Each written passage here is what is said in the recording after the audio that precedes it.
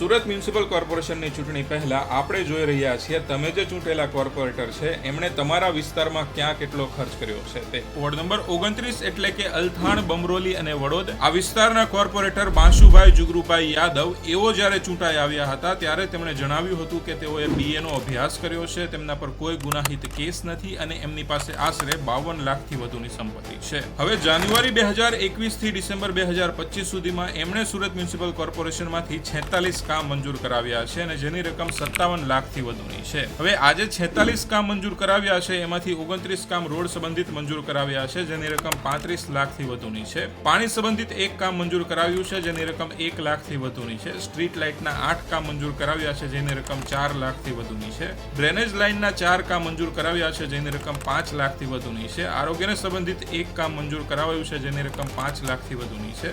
શાળા સંબંધિત એક કામ મંજૂર કરાવાયું છે જેની રકમ 2 લાખથી વધુની છે અને બાકડા ફાળવવાના 2 કામ મંજૂર કરાવાયા છે જેની રકમ 4 લાખથી વધુની છે. તમારા વિસ્તારમાં તમે ચૂંટેલા કોર્પોરેટર દ્વારા કરાવેલા કામથી તમે ખુશ છો કે કેમ તે કમેન્ટ કરીને જણાવજો. સુરત મ્યુનિસિપલ કોર્પોરેશનની ચૂંટણીમાં તમારો મત આપવાનું ચૂકશો નહીં.